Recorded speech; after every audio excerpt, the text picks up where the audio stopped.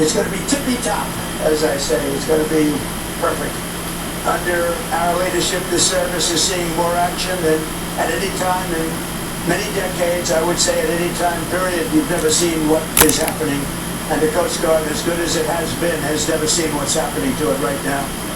And the spirit has never been higher. And I think we can say that. It starts with the leadership, but I think the spirit with the Coast Guard has never been higher than it's been right now. And I got to know a couple of people over the last 2 weeks from the Coast Guard, and I can see why. These are incredibly brilliant people, good people. I have to say, I don't want to give them any ideas, but in the private sector, they'd be making a lot of money. And you know what? They wouldn't trade what they're doing. Would you guys trade for tax opportunities? We're getting ready to do a little bit of reading.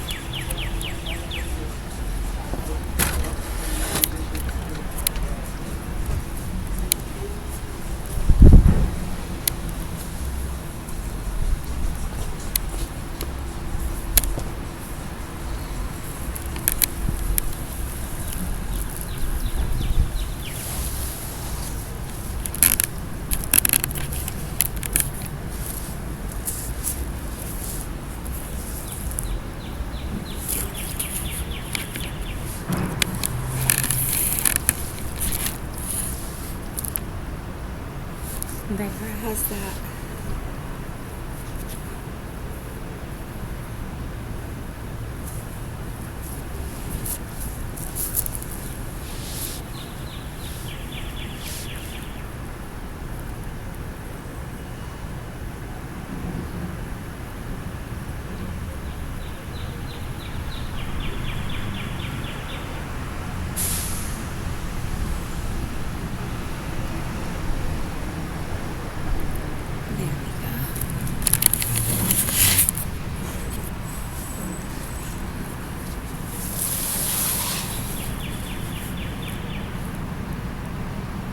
Yeah, we're getting ready to do some reading. Good. I can't really see the screen, so.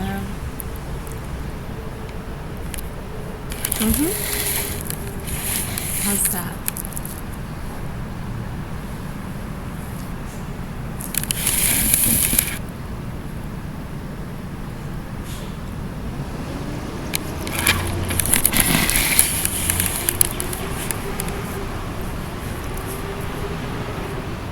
Alright, we are reading Early Days in America, Columbia University Course in Literature, Book 16.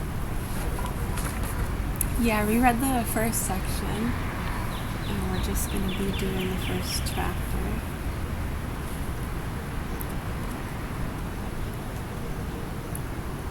Yeah, the introduction was the first American poets, the Indians. That was the introduction, and now we're reading chapter 1, American Literature in the Colonial Period.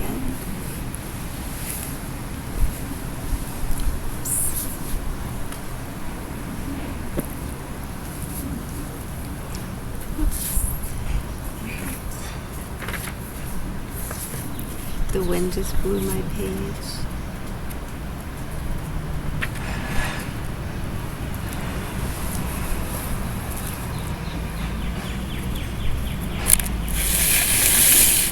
Good. Alright, we'll see. I don't want it to overheat. I'm going to stick it over that way a little bit so it's in the shade under the trees.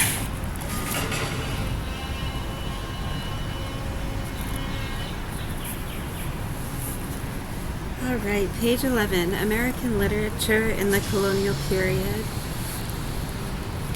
Americans have always been far more aware of European literatures than of their own.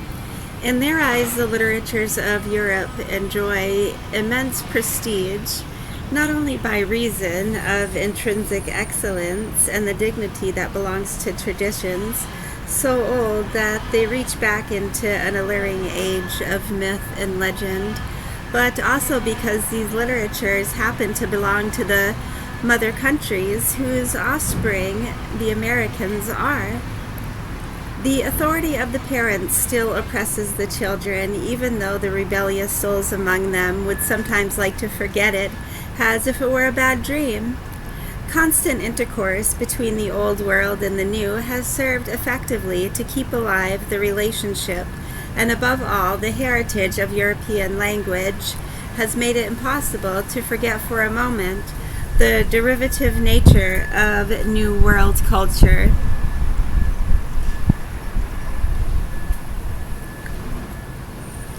In the great literature of the English tongue, literature already centuries old before the first permanent settlement was made in English America, and in the other European literatures so closely related to it, Americans have naturally always felt a supreme interest, an interest so great indeed that it has, in some measure, blinded their eyes to the literary tradition which, though much younger and rawer, is in a stricter sense their own. Indeed, many Americans are willing to believe that they possess no such thing as a literature of their own as distinguished from that has England. For them, the literature produced in their own country is an almost forgotten appendage of that of the chief mother country, and a thing to be mentioned only apologetically. Something of this feeling has existed from the beginning. Cotton Mather, who recommended his parentator to the British public, Cotton Mather, C-O-T-T-O-N, Mather, M-A-T-H-E-R, Cotton Mather, who recommended his parentator to the British public on the ground that the book written in America should at least be acceptable as a curiosity, like an ear of Indian corn, might almost as justly have made it the same appeal to his fellow colonists, who were certainly much better acquainted with English books and with the ancient classics than with American writings.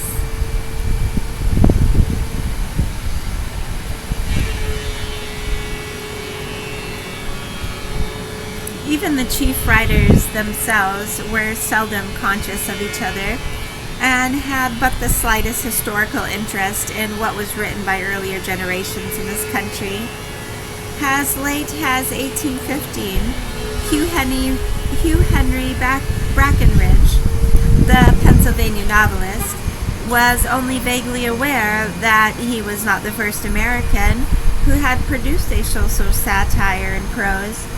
For though he had heard of Nathaniel Ward's The Simple Cobbler of nearly 2 centuries earlier, he confessed that he had never seen it, and apparently he did not know its correct title.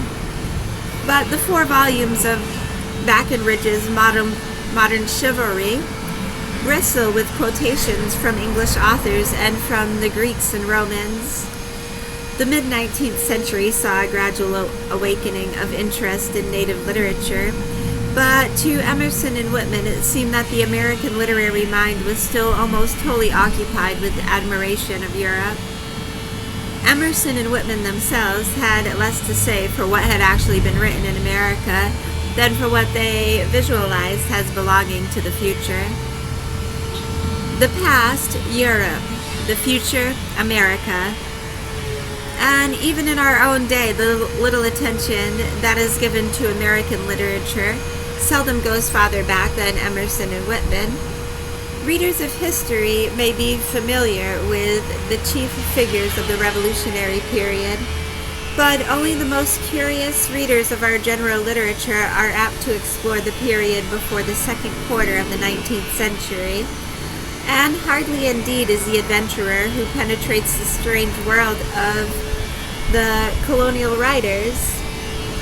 Yet there is, at least one may believe, a growing consciousness among Americans of their cultural past, and the boundaries of popular knowledge on this subject are likely to be steadily expanded. When the old literature of colonial times shall be reclaimed as an invaluable part of the peculiar cultural heritage of Americans, as it seems certain that it is sometimes shall be, we may come to realize that here is no mere desert strewn with the dry bones of contenders for religious and political causes long since forgotten. In spite of the antiquated style, which is sometimes far indeed from what a reader of the 20th century could wish, one may still discover in this old record the warmth and color of life. And this life, without the infinite artificial complexities of our own, was, after all, as full of passion and perhaps more richly endowed with the spirit of adventure. It feels like it wants to rain. On the rude frontier there was, it is true, no literary class. The actors in the drama of pioneer life wrote their own history, but what charm is lacking in the style of the document they produced is likely to be compensated for, in large measure, by the peculiar autobiographic quality. It is a narrative of the beginnings of American life, and the reader may learn here at first hand what moved the immigrants to leave their old home for the new, how they were impressed by the American scene, how they were the first to describe adequately, how they believed when they came in contact with the savages who claimed the land as their own, how they lived their daily lives under such new conditions, what part religion played in their thought and their conduct, what political theories engaged their attention, and how some of them, seeking an escape from the harsh actualities of pioneer life, attempted to emulate the writers of the old world who carried on consciously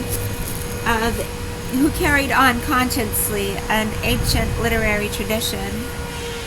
Many figures in this pageant of the 17th and 18th century colonials, strange as their garb may seem, would no need see change to make them modern Americans if they could live again among us. Puritan and churchman, political, conservative, and radical, these and the many other types of that early American world are represented by a numerous posterity. Although the life of that time was less complex than that of today, it would not be easy to sum it up in a convenient formula. And as life was complex, so to a greater degree than we are likely to realize was the literature in which it found expression. Indeed, in order to gain any adequate appreciation of this literature, one must come to know an imposing array of books that were written by Americans or by first-hand observers of America before the end of the third quarter of the 18th century. Anything like a complete literary history of that period alone would require volumes to contain it. It is possible here to do no more than to illustrate, in a fragmentary fashion, the main characteristics of colonial literature as a record of the life of that time. And for this purpose it seems best to us, wherever possible, the words of the colonial writers themselves. The writings of the early colonists reveal a variety of motives for migration to America.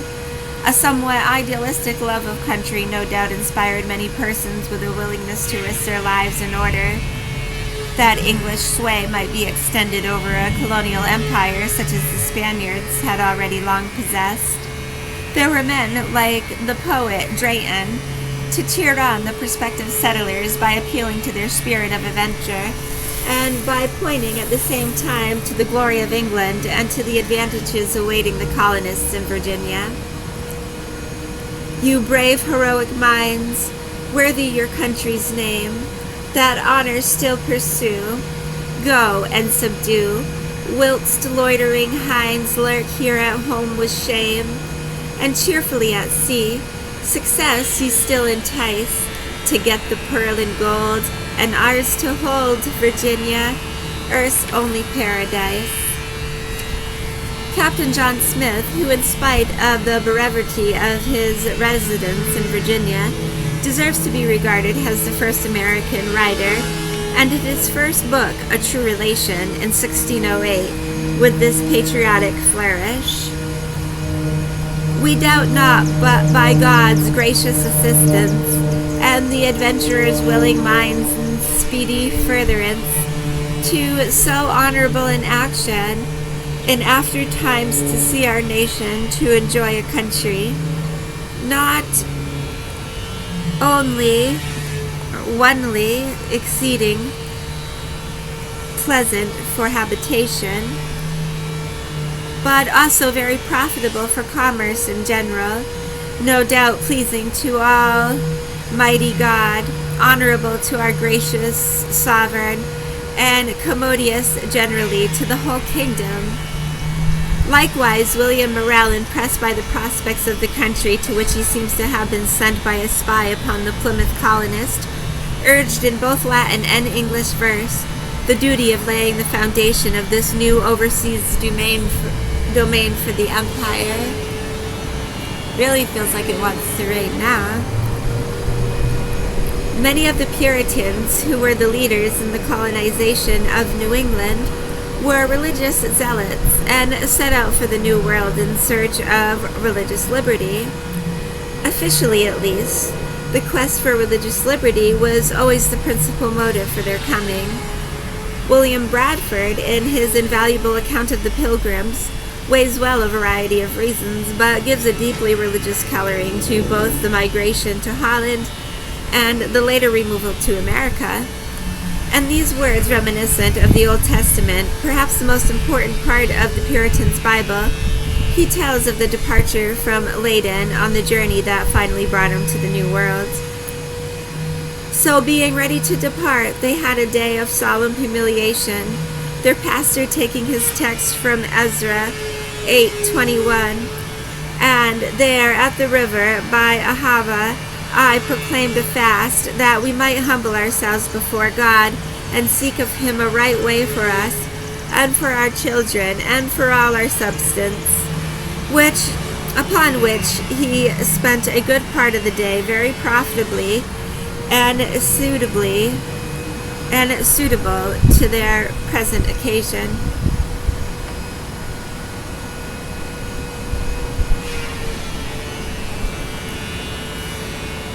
The rest of the time was spent in praying, the rest of the time was spent, S-P-E-N-T-E, was spent in powering our prayers, P-R-A-I-R-S, our prayers to the Lord with great fervorance, mixed with abundance of tears.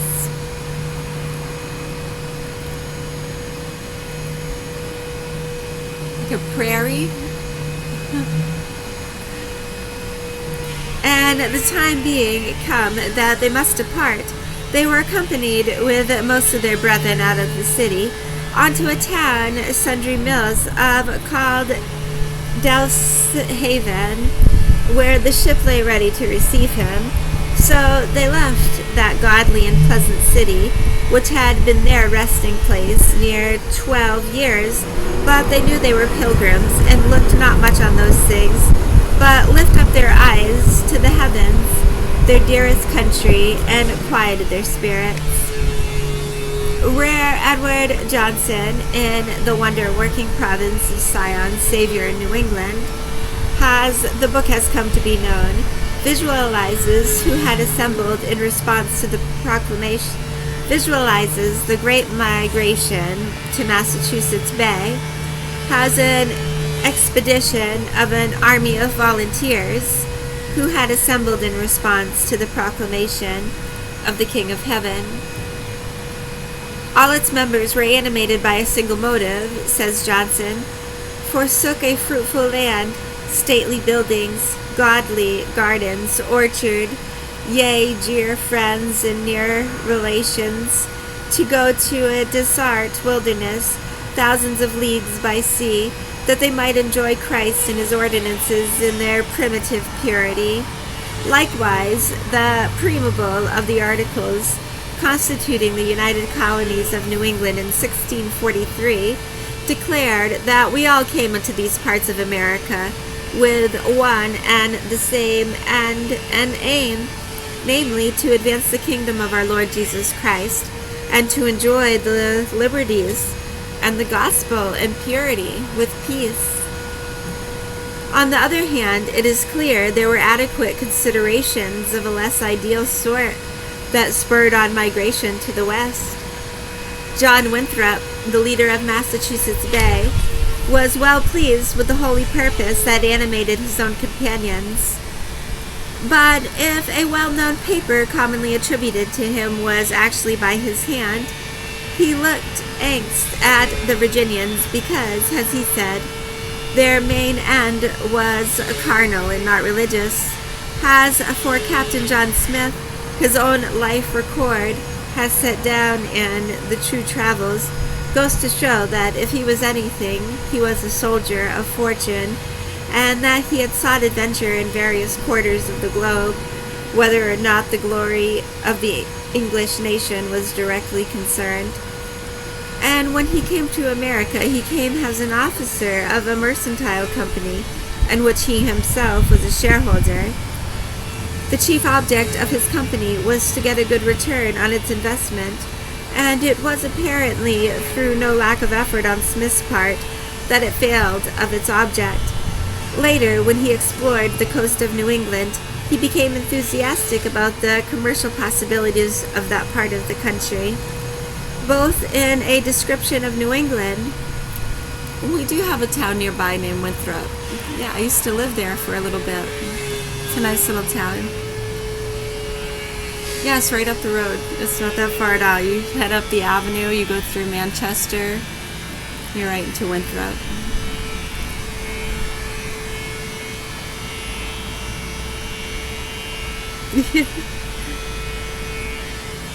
Yeah, it's fun stuff to learn about.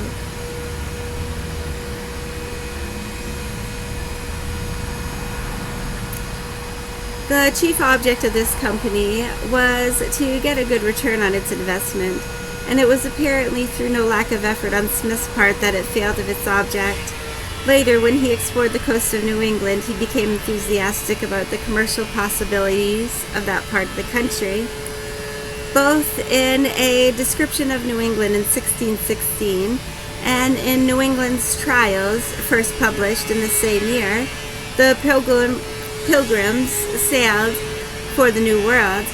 He wrote such praise of the prospects of trade in those parts as may well have had no small influence in directing Puritan migration thither.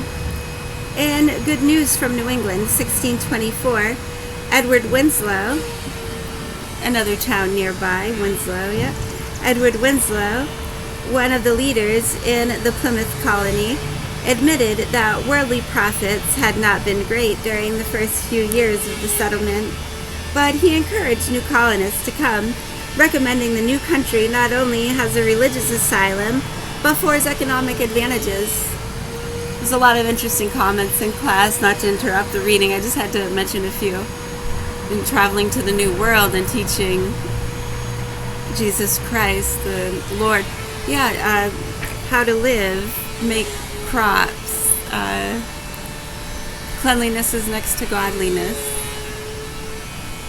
Yeah, not to teach them about the trickery and fool people, which is what happened in a lot of areas, and you can almost kind of tell where that took over different areas. It's amazing really to kind of see a lot of that still coming to fruition, you know?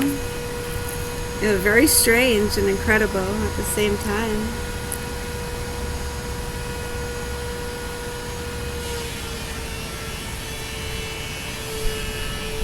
He placed religion above commercial profit, but thought nevertheless the two might well be considered together as an attractive combination. Thomas Morton, a good hatter of his Puritan neighbors in New England. Right, exactly. It all plays in part, hygiene, proper growing. Yeah, land, air, soil, body, mind, and soul. Right. Beautiful, thank you. Thomas Morton, a good hatter of his Puritan neighbors in New England, suspected all their professions of holy purpose and accused them of proclaiming their sufferings to the world simply in order to conceal the real excellence of the country, which he thought they wished to reserve for themselves. Some, of course, came not so much to escape religious persecution as political dangers. Doubtless, too much has been made of the migration of the royalists to Virginia and of the consequent aristocratic character of the settlers of that colony in the later half of the 17th century. It was mainly the rapid accumulation of landed wealth by a few fortunate families that resulted in the founding of the latter Virginia aristocracy. But a considerable number of royalists did leave England after the execution of Charles, and some of them came to Virginia. The Colonel Henry Norwood and his Cavalier friends scattered to the West Indies and the coasts of North and South America, as he tells us in A Voyage to Virginia. One more page here in the first chapter. Oh, no, sorry, just the end of the second section. We actually have, hold on, there's a lot more pages in the first chapter. Hold on.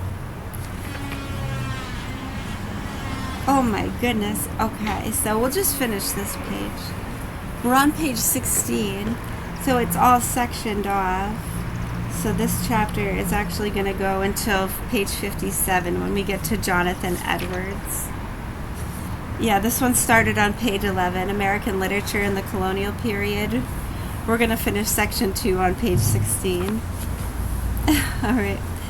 This unparalleled butchery made the rebels cast away the scabbards of their swords with both their hands, in full resolution never to let them meet again, either by submission or capitulation, so that the sad prospect of affairs in this juncture gave such a damp to all the royal party who had resolved to preserve in the principle which engaged them in the war, that a very considerable number of nobility, clergy, and gentry so circumcised did fly from their native country, as from a place infected with the plague, and did break themselves to travel anywhere to shun so hot a contagion, there being no point on the compass that would not suit with some of our tempers and circumstances for transportation into foreign lands.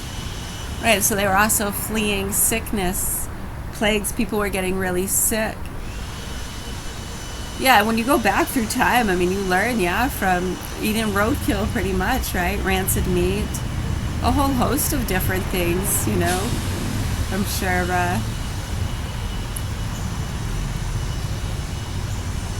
human contagions. You think today, I mean, even sexually transmitted diseases, if you're not careful, you can get infections and stuff like that. Right, so these things are easily preventable, yeah?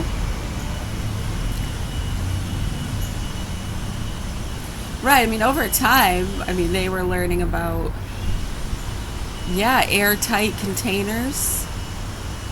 Refrigeration was all coming into play. I know, that's an interesting story. What's his name with the chicken there? Yeah. Ammonia. Something like that. Pestilence. Right, so over time, and they had leper colonies, as opposed to moving away, they would make leper colonies to contain the sick, as opposed to moving the whole flock.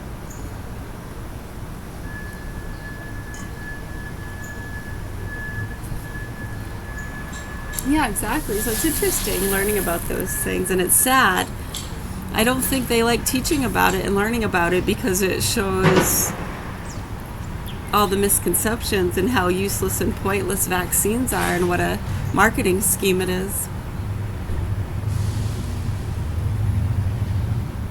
Yeah, and it teaches you how to prevent those things. I know, you just gotta pull yourself out of there's these evil people that really want that, and just understand that over time these things have happened. Systems and laws and people actually being very fearful of non-vaxxers or getting the mumps. Ooh, don't give me the heebie-jeebies. Ooh, he's got cooties. No, don't touch that one. They have cooties. Oh, you can touch that one. That's okay. No, don't touch that one. They have cooties. I've seen what their parents do. No. Get away. What'd she say about... I didn't say nothing. Cooties. It's a code word. Heebie-jeebies. I'm sorry. It's really us. We're sick. You shouldn't let your kids near us. It's okay, they're immune to everything. Your kids look okay. Yeah, I know, and I want them to stay that way. Right, so do you see over time how these things have just kind of... They don't get talked about. People just ignore and medicate, lock it up. Mental illness. It was a ghost. It was a ghost. The aliens. We gotta go to Mars. We're going to Mars. COVID. I'm used to COVID. There's nowhere else to go. You gotta contain the Earth and go to Mars.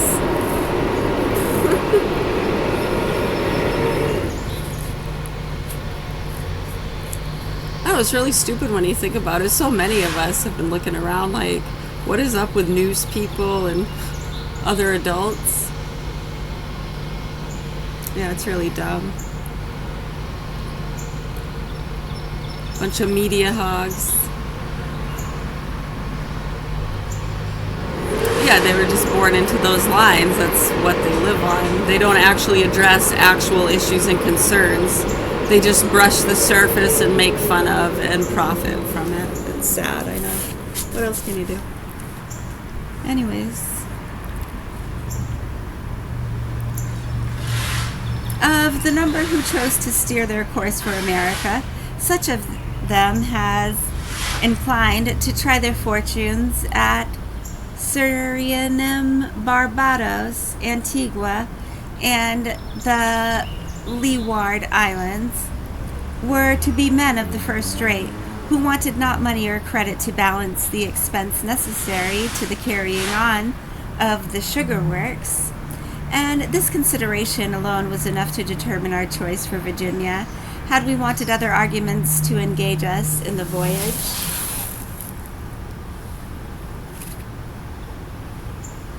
The honor I had of being nearly related to Sir William Berkeley, the governor, was no small incitation to encourage me with a little stock to this adventure. Major Morrison had the King's commission to be captain of the fort, and Mr. Fox was to share in our good or bad success. But my best cargaroon, C-A-R-G-A-R-O-N,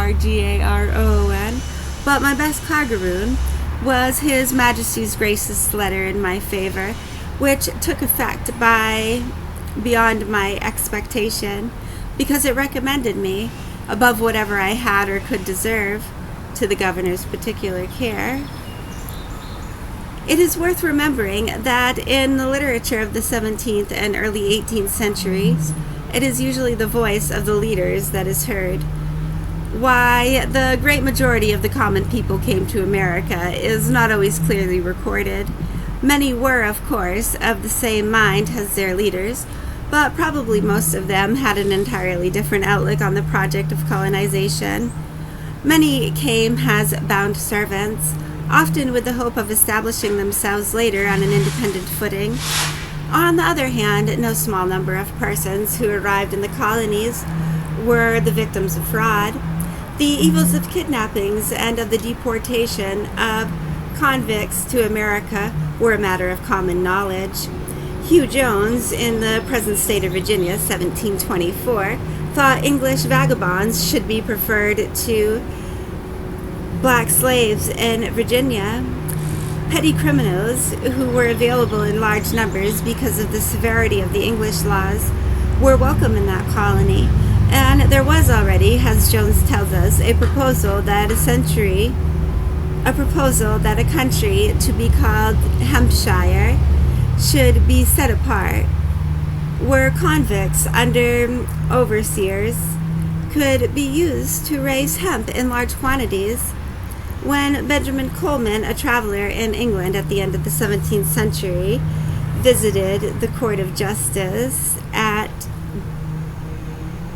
Bury, his American ears must have tingled at the plea which he heard men condemned to death for robbery addressed to the judge.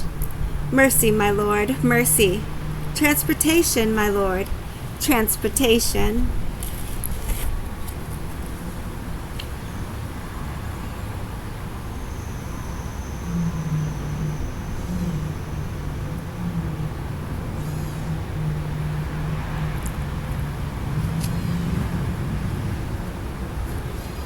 I'll pause there.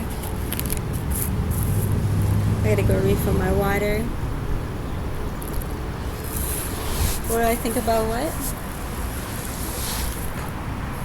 Oh yeah, I did watch some of that. Tim Dillon on Pierce Morgan. Yes. About what he said at the end about what?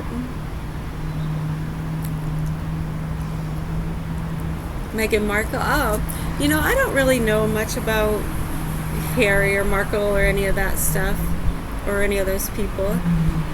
But the little bit that I do know, I don't know, I thought what he said was kind of weird. I don't know, just considering and from this perspective and what a lot of other people see from the picture, and I know a lot of those people have kind of more of a insight, so to speak. I don't know what, maybe he knows some people who know some people. I don't know, maybe he knows them personally. He might be good buds with Harry for all I know.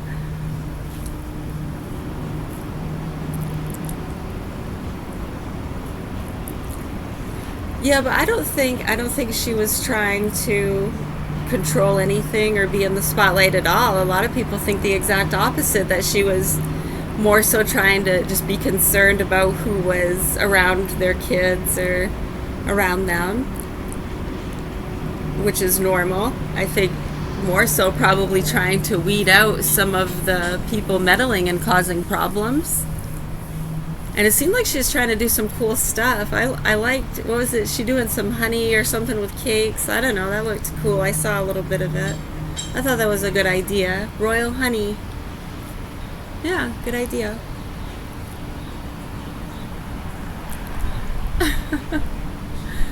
But no, a lot of people, I don't know, and I don't have a personal opinion, but I do sway more in the direction of the opinions from class, just from the little bit I've seen personally, and just my own kind of gut feelings. I don't feel that at all. I feel like she was taking proper precautions, and they didn't like that she was taking proper precautions because it was going to weed out the greedy suckers. That's what a lot of people think. But I agree with that, yeah. I don't know. I really don't know. I'm just saying if I had to agree with one of those things, it would be more so that.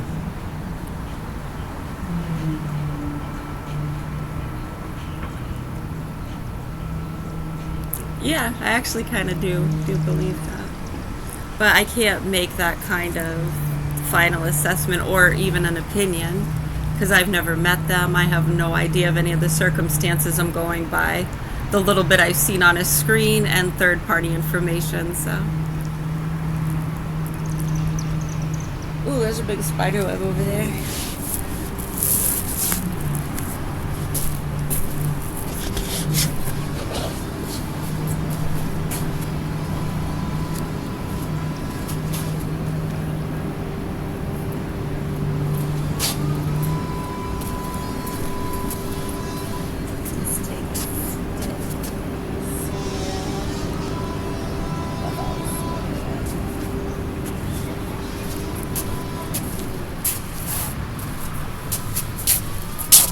Bring this in. It's getting in the sun. Yeah, this thing is not used to the sun, and I've had it for a long time. Oh, it's really hot. Yeah, I don't want to kill it. Woo, that thing is hot. Okay, I'm not doing that again in the house.